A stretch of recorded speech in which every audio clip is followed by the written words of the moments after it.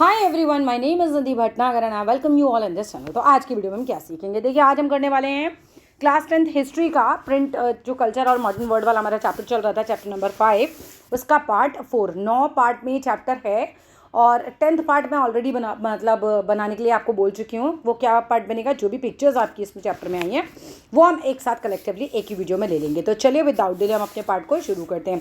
The reading mania, अब लोगों में हो गया मीनिया, जुनून हो गया था पढ़ने का। लाइक प्रिंट करने के बाद इतनी सारी किताबें मार्केट में आ गई थी और लोगों को पढ़ना बहुत पसंद आ रहा था। उस ज़माने में लोगों के पास एंटरटेनमेंट का एक बहुत ही अच्छा एक साधन बन गया था। ये पढ़ना लोगों को बहुत पसंद आने लगा था। Through the 17th and 18th century literacy rate went up in most part of the Europe. अगर हम बात करते हैं 17th और 18th सेंचुरी में, तो लिटरेसी यानी कि पढ़ाई लिखापन, वो जो रेट था, लोग पढ़े लिखे होने लग गए थे, वो मोस्ट पार्ट ऑफ यूरोप में काफ़ी ज़्यादा वेंट अप हो गया था, यानी कि काफ़ी ज़्यादा बढ़ गया था। Churches of different denominations set up schools in villages. अब क्या होता था, चर्चेज ऑफ डिफरेंट डिनोमिनेशंस, अलग अलग संप्रदाय के जो चर्चेस थे बेसिकली, वो जो थे क्या करने लगे थे, स्कूल्स को सेटअप करने लगे थे गांव में। और carrying literacy to peasants and artisans. और कहाँ तक जा रही थी लिटरेसी, पढ़ाई लिखाई कहाँ तक पहुँच रही थी, अब पीजेंट्स के घरों तक पहुँच रही थी। मतलब पीजेंट्स भी जो थे पढ़े लिखे हो रहे थे, आर्टिशियंस पढ़े लिखे हो रहे थे, इस तरीके से। And by the end of the 18th century in some parts of Europe literacy rates were as high as 60 to 80%। लोग 60 से 80% तक लिटरेसी रेट तक पहुंच गए थे। इतने सारे लोग अब पढ़े लिखे होने लग गए थे यूरोप के। कब तक, 18th सेंचुरी की बात अगर हम करें, by the end of 18th century तक, 18th सेंचुरी के लास्ट तक इतने लोग पढ़े लिखे होने लगे थे। As a literacy and schools spread in European countries, इस तरीके से पढ़ाई लिखाई और जो स्कूल थे वो यूरोपियन कंट्रीज में फैल रहे थे। The was a virtual reading mania. अरे लोगों के अंदर मतलब इतना उनको मज़ा आने लगा था, पढ़ने का जुनून हो गया था, सब पढ़ना चाह रहे थे। And people wanted books to read and printed produced books in ever increasing numbers. और लोग जो थे वो चाहते थे कि भाई जो बुक्स वगैरह हैं, प्रिंटेड बुक्स वगैरह हैं, वो मतलब खूब ज़्यादा प्रिंट हों, और ये प्रिंट होती भी चली गई थी। राइट, बेसिकली ये हमको पता है कि खूब सारी किताबें अब प्रिंट होती चली गई। ठीक है, अब new forms of popular literature appeared in print. अब देखो एक नया फॉर्म आने लगा था लिटरेचर का भी, वो भी प्रिंट में दिखने लगा। एक ही तरीके का जो प्रिंट है वो नहीं आ रहा था, मतलब किताबें एक ही टाइप की नहीं थी। अब एक न्यू फॉर्म भी आने लगा था लिटरेचर का। Targeting new audience. ऑडियंस कैसे नहीं हो रही थी, नए नए लोग पढ़े लिखे हो रहे थे, तो लोग जो थे वो कुछ अलग अलग चीज़ें भी पढ़ना चाहते थे, तो ऑडियंस भी डिफरेंट हो गया। अभी आपकी दादी माँ है तो क्या पढ़ना पसंद है उन्हें, रामायण महाभारत। आपको क्या पढ़ना पसंद है, हैरी पॉटर। राइट, तो अलग अलग तरीके की ऑडियंस हो जाती है ना। जो हाउसवाइफ्स हैं उनको क्या पढ़ना पसंद है, उन्हें गृह शोभा या फिर इस तरह की कुकरी बुक्स, बच्चों को कैसे संभालें, घर कैसे सजाएं, ब्यूटीफुल कैसे करें। ठीक है, तो हर एक का एक अपना इंटरेस्ट है, तो इस तरीके से किताबें भी जो है वो अलग अलग होने लगी। तो वो टारगेट करने लगे थे जो पब्लिशर्स थे वो नई नई ऑडियंस को। बुक सेलर्स एम्प्लॉयड करते थे पैडलर्स। पैडलर्स कौन होते हैं, फेरी वाला, लाइक जो किताबें साइकिल पे या किसी पे भी रख के लेके जाएगा और जाके ठेले पे किसी चीज़ पे भी रखेगा और लेके जाएगा और किताबें बेचेगा। हु रोम्ड अराउंड विलेजेस, जो गांव में घूमता था। जैसे आज सब्जी वाले आपने ठेले वाले देखे हैं, ऐसे ही बुक्स लेकर ये लोग घूमा करते थे गांव गांव। Carrying little books for sale, और छोटी छोटी किताबें जो थे सेल करने के लिए निकल जाते थे। There were एल्मिनिक्स। एल्मिनिक्स क्या होता है, पंचांग। आज भी आता है अखबार में, आता है ना कि आज ग्रहण पड़ेगा, आज ये वाली राशि में ये वाली राशि जा रही है, सूर्य में ये हो रहा है, चंद्रमा, इस तरह का पंचांग। राइट, और रिचुअल कैलेंडर्स भी आने लगे थे along with the ballads of folk tales. हम कह रहे हैं पहले भी आते थे, तो उनके साथ साथ अब क्या आने लगे थे, एल्मिनिक्स और रिचुअल कैलेंडर्स भी आने लगे। But other forms of reading matter क्या होने लगा, लार्जली फॉर एंटरटेनमेंट। अच्छा, दूसरा रीडिंग मैटर क्या आने लगा था, बहुत ज़्यादा एंटरटेनमेंट की चीज़ें आने लगी थी। Begin to reach ordinary readers as well, और मतलब एक तरीके से ऑर्डिनरी रीडर्स तक वो सब पहुँचने लगा था। जब मैं छोटी थी, मुझे आज भी याद है, तो हम कॉमिक्स बहुत पढ़ा करते थे। आज फिर भी कॉमिक्स का प्रचलन कम है, लेकिन उस ज़माने में आपकी तरह इतना किताबों का बोझ नहीं होता था शायद, तो कॉमिक्स पढ़ने का हमें टाइम मिल जाता था, तो हमें कॉमिक्स पढ़ना बहुत अच्छा लगता था। तो किराए पे मिला करती थी कॉमिक्स भी, 25 पैसे 50 पैसे में लोग ऐसे किराए पे ले लेके कॉमिक्स पढ़ा करते थे। यानी कि सोचो क्रेज़ कितना था पढ़ने का, हम पैसे देकर किताब ला रहे हैं और ला के उसको पढ़ भी रहे हैं। ठीक है, और आगे आते हैं, इवन प्रिंटेड हम ना पिक्चर्स भी रखा करते थे, हीरो हीरोइन की पिक्चर्स, फोटोग्राफ्स रखने का बड़ा क्रेज़ होता था बच्चों को उस समय, तो जिसका भी जो फेवरेट होता था उसकी फोटोग्राफ्स खरीद के रख लिया करते थे लोग। अब आते हैं आगे, but other forms of reading matter largely for entertainment, begin to reach ordinary readers as well. In England की बात करें तो इंग्लैंड में क्या होता था, पेनी चैप बुक्स आती थी, मतलब एक पेनी में आती थी ना वो, इसलिए चैप बुक्स छोटी छोटी किताबें होती थी, were carried by penny peddlers known as chapman. है ना। तो पेटी पैडलर्स उनको बोलते थे, और वो नहीं, पेटी पैडलर्स होते थे ये, और उनको चैपमैन बोला करते थे। चैप बुक बेच रहे हैं उनको चैपमैन बोलते हैं, बेसिकली यही है। एंड सोल्ड फॉर अ पेनी, और वो एक एक पेनी में मतलब तो सस्ती सस्ती वो किताबें बेचा करते थे, so that even the poor could bye them. तो इससे वजह से क्या होता था कि गरीब आदमी उनकी किताबें खरीद लेता था। In France were the बिब्लियोथिक blue, है ना, बिब्लियोथिक ब्लू ऐसे स्मॉल बुक्स थी, ये प्रिंट होती थी, विच वर लो प्रिंटेड, मतलब कम पैसे में प्रिंट हो जाती थी, स्मॉल बुक्स होती थी, printed on poor quality paper पे, मतलब जैसे सस्ती बिक भी जाती थी, फिर वो सब पुअर पेपर क्वालिटी लोगे तो क्या होगा, प्रिंट किया हुआ मेटेरियल लुक पड़ते हैं, फिर कुछ इतना वो उसका यूज़ भी नहीं है, तो पुअर क्वालिटी पेपर पे छप जाती थी। And bought in cheap blue covers, नहीं bound in cheap blue covers, और सस्ता सा ब्लू कलर का उस पर कवर लगा हुआ होता था। ये याद रखना कि बिब्लियोथिक ब्लू क्या है। बिब्लियोथिक ब्लू फ्रांस में जो स्मॉल स्मॉल बुक्स हैं उनको बोला गया है, ब्लू कलर का इन पे कवर हुआ करता था, राइट। आगे देखते हैं। Then there were the romances printed for 4 to 6 pages। अच्छा, रोमांस की किताबें भी हुआ करती थी जो कोई केवल 4 या 6 पेज की किताब होती थी। And more substantial histories which were stories about the past. इसके अलावा क्या हुआ करता था, अतीत की जो कहानियाँ होती थी ना, हिस्ट्री, वो भी लोग लिखा करते थे, राइट। मान लीजिए हमारे लिए आज हिस्ट्री में गांधी जी है ना, उनके बारे में, या हमारे रानी लक्ष्मीबाई, या किसी भी ऐसे करेक्टर के बारे में ना, शिवाजी के बारे में, तो ऐसा उस ज़माने में भी होता, उनकी जो हिस्ट्री में होते होंगे उनके बारे में भी स्टोरीज हुआ करती थी, वो भी लिखी जाती थी, लोग बड़े इंटरेस्ट के साथ उसको पढ़ा करते थे। The periodical press developed, periodical कौन, जैसे कि आज करा, फिर कल करा, फिर परसों करा, या वीकली करा, या मंथली किया, या ईयरली किया, तो पीरियोडिकल, राइट, पीरियोडिक टाइम पे जो होता था। डेवलप कर दिया उसने from the early 18th century, ये भी डेवलप्ड हो गई थी बिल्कुल अर्ली 18th सेंचुरी तक। Combining information about current affairs with entertainment, ये क्या कर रहे थे, कंबाइन कर रहे थे, मिला जुला कर information about current affairs, like आजकल क्या चल रहा है वो छाप रहे हैं, प्लस उसके अलावा एंटरटेनमेंट की चीज़ें भी छापने लगे, न्यूज़पेपर और जर्नल्स भी छापने लगे जो कैरी करते थे इन्फॉर्मेशन अबाउट वॉर, युद्ध तो उस ज़माने में भी होते थे, तो उसकी इन्फॉर्मेशन वो छापते थे। ट्रेड यानी कि व्यापार के बारे में इन्फॉर्मेशन छापते थे, as well as of news of development in other places, क्या क्या डेवलपमेंट हो रहे हैं जगह जगह, वो भी ये लोग छापने लगे थे। बेसिकली खूब छपाई हो रही है, अब सब कुछ छप रहा है, एंटरटेनमेंट की चीज़ें भी छप रही है, वॉर की न्यूज़ भी छप रही है, ट्रेड के बारे में भी छप रहा है, और लोग जो हैं वो इसे खूब पढ़ना पसंद करने लगे थे। Similarly the ideas of scientist and philosophers now became more accessible to the common people. अब जो कॉमन पीपल है ना, जैसे जिन लोगों को साइंस पढ़नी पसंद है, जिन लोगों को फिलोसफी पढ़नी पसंद है, तो वो साइंटिस्ट के बारे में, लाइक उनके जो आइडियाज़ हैं, जो फिलोसफी उन्होंने लिखे फिलोसफर्स ने, उनको भी वो लोग पढ़ने लगे, तो ये भी एसेसिबल हो गया था, कॉमन पीपल के हाथ तक पहुँच गई थी ऐसी किताबें, क्योंकि किताबें अब उतनी महंगी नहीं रही थी प्रिंट प्रेस के वजह से। ये दिखा रहे हैं कि क्या क्या फ़ायदे हुए समाज को। अब ancient and medieval scientific text were combined, क्या होता था, एंशियंट मतलब पुराना, मेडिवल मतलब मध्यकाल का, तो प्राचीन और मध्यकाल का जो साइंटिफिक टेक्स्ट था वो कंबाइन किया गया, एक साथ इकट्ठा किया गया, पब्लिश किया गया। And maps and scientific diagrams were widely printed, खूब प्रिंट किए जाने लगे, लोगों के पास खूब मैप्स होने लगे थे, और साइंटिफिक डायग्राम्स वगैरह ये सब प्रिंट होकर आने लगे थे, पहले प्रिंट नहीं होते थे ये सब चीज़ें। When scientist like Isaac Newton begin to publish their discoveries, जब साइंटिस्ट जैसे कि आइजैक न्यूटन था, उन्होंने जो अपना पब्लिश करना शुरू किया डिस्कवरीज, तो they could influence a much wider circle of scientifically minded readers. अब क्या होता है, आइजैक न्यूटन ने समझी कि उन्होंने अपनी कोई थ्योरी लिखी, राइट, और जो लोग साइंस पढ़ना चाहते हैं ऐसे भी बहुत सारे लोग थे, तो ऐसा सर्कल तो खूब ज़्यादा बढ़ गया। ऐसे जो साइंटिफिकली माइंडेड रीडर्स थे ना, वो खूब इनकी किताबें खरीद के पढ़ते थे। The writings of the thinkers such as, अगर हम बात करें थॉमस पेन की, वॉल्टेयर की, या फिर जॉन, क्या नाम है इनका भाई, John Jacques Rousseau, very important है भाई ये, वर ऑल्सो वाइडली प्रिंटेड। इन लोगों की तो मतलब बहुत सारी चीज़ें प्रिंट हुआ करती थी, थिंकर्स थे बड़े बड़े, ठीक है, थॉमस पेन, वॉल्टेयर और जॉन जॉक रूसो, ठीक है, जीन जॉक रूसो, ये तो बहुत ज़्यादा इनके बारे में, मतलब ये जो लिखते थे वो बहुत ज़्यादा प्रिंट होता था और लोग उन्हें पढ़ते थे। Thus their ideas about science, reason and rationality found the way into popular literature. इस तरह से वो साइंस के बारे में जो लिखते थे, रीज़न क्या होता है, बेसिकली आप बताओ ये हो रहा है तो क्यों हो रहा है, इस तरह की बातें लिखा करते थे, ये हुआ तो वो क्यों हुआ, कि क्यों हुआ, रैशनैलिटी, क्या चीज़ सही है क्या गलत है, हर चीज़ को लेकर लिखा करते थे, ठीक है। तो ऐसा नहीं कि बस जो जो चल रहा है पीछे से चला रहा है, नहीं, दे वर थिंकर्स, सोचते थे, सही और गलत लिखते थे, रीज़न रैशनैलिटी, इनके बारे में ये लोग लिखा करते थे, राइट। अब आगे आते हैं, नेक्स्ट छोटा सा पैराग्राफ है ये, Trimble therefore tyrants of the world. इसका पूरा मतलब होता है कि दुनिया के जालिमों अब हिलोगे तुम, क्यों, क्योंकि अब लोगों ने पढ़ना सीख लिया, अब लोगों ने जानना सीख लिया, और अब तुम्हारे बारे में जितनी पोल है सब खुल जाएगी, सबको पता चल जाएगा तुम क्या गलत कर रहे हो। किसको कह रहे हैं ये लोग, ये किसको कह रहे हैं, ऐसे राजाओं को जो निरकुंज थे, ठीक है, ऐसे लीडर्स को जो गलत कर रहे थे, तो उनके लिए उन्होंने बोला था कि भैया जालिमो अब तुम हिलोगे हिलोगे। देखो फ्रांस में भी क्रांति होगी, कैसे लोगों के तक बुक्स पहुंची थी ना जब क्रांति हुई थी। आगे एक आएगा कि print culture and the French revolution. कैसे आया फ्रेंच में रेवोल्यूशन? क्योंकि लोगों तक इन्फॉर्मेशन पहुंच गई कि ये चीज़ें गलत हो रही हैं, लोग पढ़ने लगे, समझने लगे, लोग डिस्कस करने लगे, इकट्ठा होने लगे, और होता है रेवोल्यूशन, राइट। अभी जालिमों वाला पढ़ लेते हैं भाई, दुनिया के जालिमों अब हिलोगे तुम। By the mid 18th century there was a common conviction. देखो कॉमन कन्विक्शन का मतलब होता है लोगों में विश्वास हो गया था that books were a means of spreading progress and enlightenment.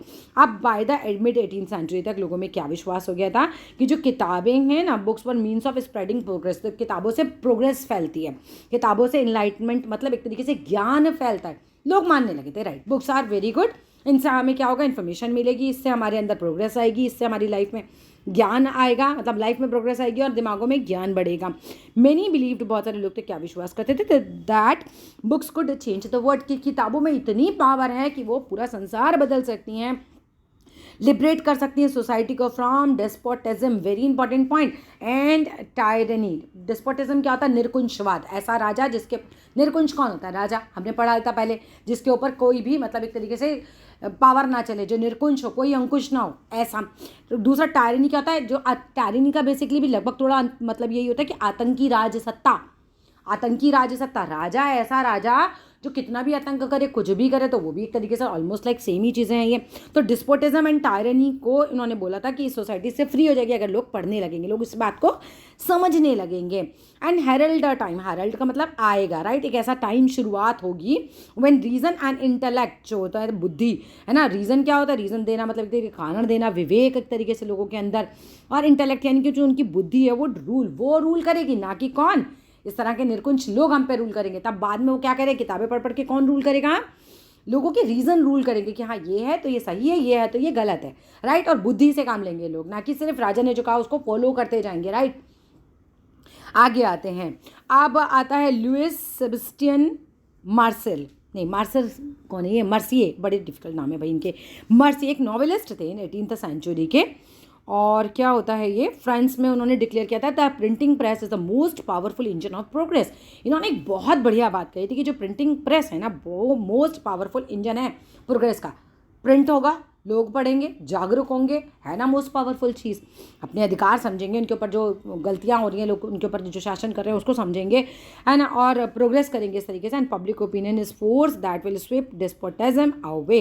अच्छा चलो वापस लेते हैं। The printing press is the most powerful engine of progress and public opinion, and public opinion is the force. Public का ओपिनियन एक तरीके की force है ना। आपने पढ़ा, आपने अब फिर अपना विचार बनाया, अपने ओपिनियन बनाए, क्या सही है क्या गलत है, ये एक फोर्स है जिस तरीके से क्या होगा, फाइनली स्वैप हो जाएगा। डिस्पोटिज्म एक तरीके से झाड़ू से साफ कर देने वाली बात है, निर्कुंशवाद खत्म हो जाएगा, इस तरीके से लोग जागरूक हो जाएंगे। तो ठीक है, in many of Mercier novels the heroes are transformed by acts of reading. अरे मर्सिए जो थे नॉवल लिखा करते थे, तो इनके जो नॉवेल्स हुआ करते थे ना, उसमें तो जनरली वो ऐसा दिखाया करते थे कि जो हीरो होता है ना, वो रीडिंग करने के बाद एकदम ट्रांसफॉर्म ही हो गया, बदल ही गया, मतलब उसका दिमाग एकदम बुद्धिमान ही हो गया वो तो, ठीक है, ट्रांसफॉर्म हो जाता था by the act of reading से। दे डेवोर बुक्स, क्या होता था, दे कौन, पब्लिक जो थी वो किताबों में डूब जाया करती थी। And lost in the word of books create and become enlightened in progress, और लॉस्ट हो जाती थी बुक्स के अंदर ही और क्रिएट कर लेती थी अपने आप को एक तरीके से, नहीं जो वर्ड जो हमारा पूरा है, इन वर्ड बुक्स क्रिएट, हाँ ठीक है यही है, and became enlightened in progress, और क्या हो जाता था, पूरा एक तरीके से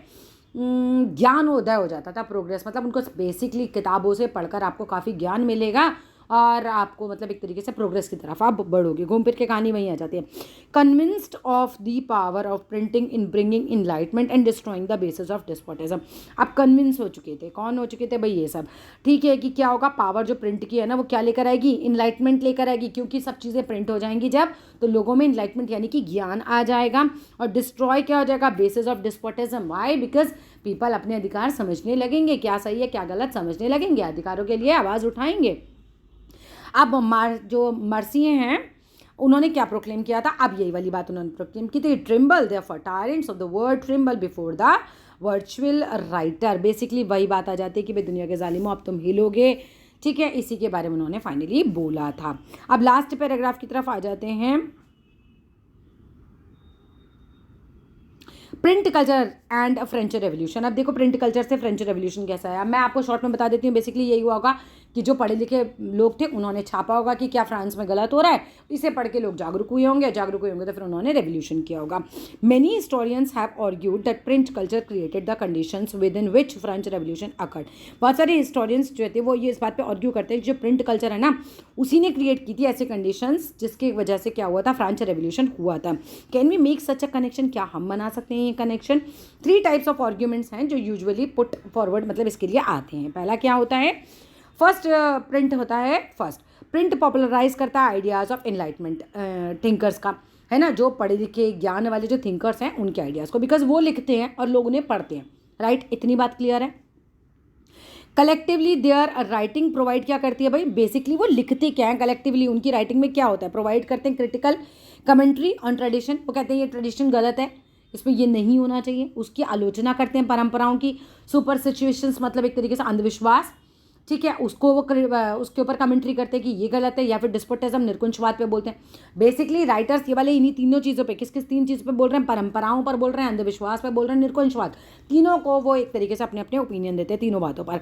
दे argued for the rule of reason, वो कहते हैं कि रीज़न बताइए हर चीज़ का, विवेक के ऊपर बात कीजिए, रादर देन कस्टम की। ये मत कहिए कि ये कस्टम है, राजा का बेटा राजा बनेगा, क्यों बनेगा, इसमें तो क्वालिटी ही नहीं है, या यही होगा क्यों होगा, ये कस्टम है, नहीं कस्टम है तो फिर हम बताइए कि इस कस्टम की क्या वजह है। एक छोटी सी चीज़ ले लो, सती प्रथा होती थी भाई, क्या ही तुक है कि एक लेडी को जिंदा जला दिया जाएगा, तो एक कस्टम है, वो कहते थे कस्टम है, भाई रीज़न बताओ ना क्या होगा इससे, है ना, एक इंसान को मार के क्या रीज़न होगा, राइट। ये वाली बात आ जाएगी।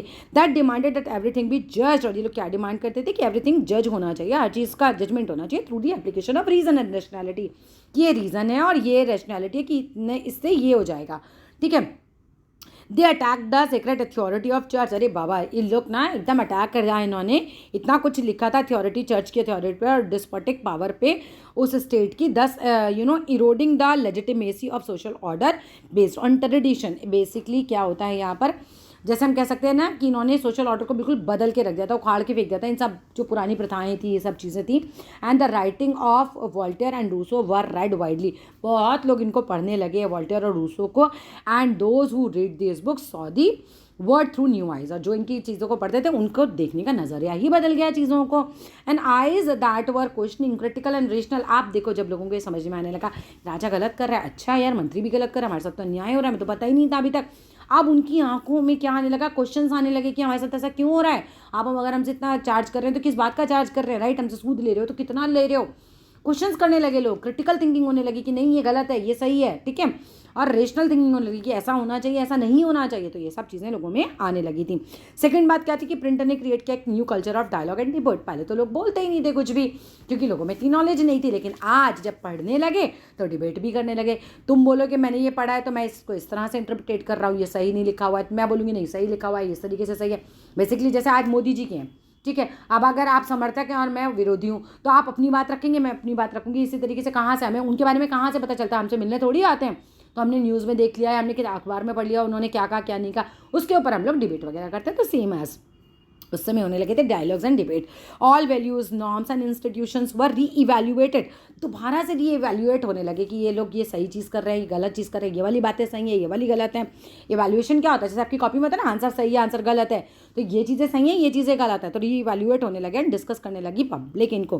That had become aware of the power of reason. अब पब्लिक को पता चल गया था कि रीजन की पावर क्या है, and recognize the need of questioning existing ideas and beliefs, और रिकग्नाइज करने लगे कि भैया हाँ क्वेश्चन पूछने की ज़रूरत है, आइडियाज़ बिलीव्स इन सबको जो भी एग्जिस्टिंग है उसके ऊपर प्रश्न करने की ज़रूरत है कि अगर ये विश्वास है तो ये विश्वास क्यों है, अगर ये होता है तो हम कह रहे हो होता ही है, हम पूछेंगे क्यों ही होता है, नहीं होगा तो क्या हो जाएगा, राइट। जैसे बृहस्पति को घर में कहते हैं नाखून नहीं काटने चाहिए, अबे क्यों क्या हो जाएगा, राइट, इससे इसी तरीके से, ठीक है।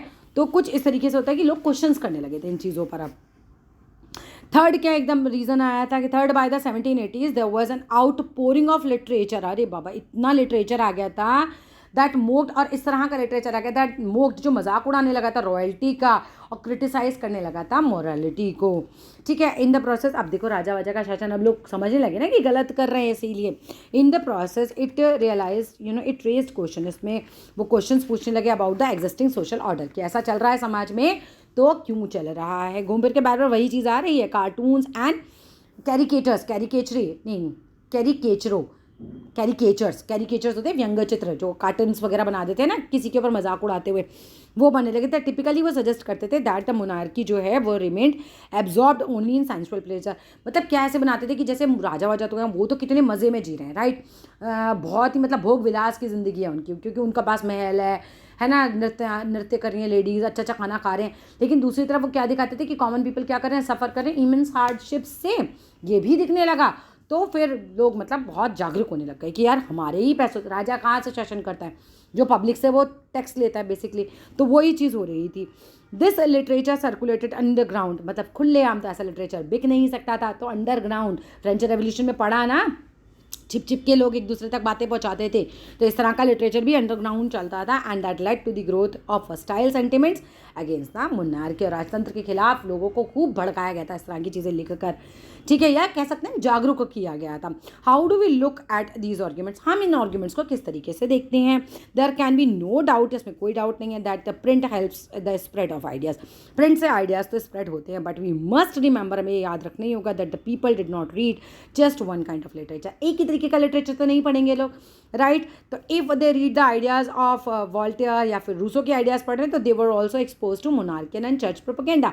मोनार्कियल और चर्च वाले चुप रहने वाले थे क्या, तुम हमारे खिलाफ लिखोगे हम कुछ भी नहीं करेंगे, ये भी ऐसी चीज़ें लिखवाने लगे, ये भी ऐसा प्रोपेगेंडा करने लगे। तो कुछ लोग ऐसे थे जो रूसो वगैरह की बातों को मान रहे थे, तो कुछ लोग थे जो मोनार्कियल और इस तरह की चर्च वगैरह की चीज़ों को मानते थे कि हाँ ये वाला बातें सही लिख रहे हैं ये। They were not influenced directly by everything they read और सॉ। अब ऐसे लोग भी थे कि जो डायरेक्टली ऐसे इन्फ्लुएंस नहीं होते थे, जो भी वो रीड कर रहे हैं या फिर जो भी वो देख रहे हैं, they accepted some ideas and rejected others. ऐसा हमारे साथ भी होता है कि जब हम कुछ पढ़ते हैं तो उसमें से कुछ चीज़ें हम कहते हैं कि हाँ ये सही है, कुछ हम कहते हैं कि नहीं नहीं हम ये नहीं मानते, ये वाली तो बातें गलत है। Like print did not directly shape, नहीं, they interpreted things the own way, वो चीज़ों को अपने तरीके से इंटरप्रिटेट कर लेते थे।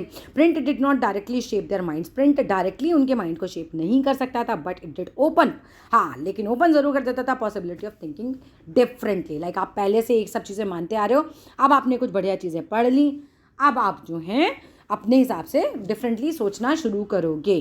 So that's all in this video, फिर मिलते हैं हम नेक्स्ट पार्ट के साथ। Thank you.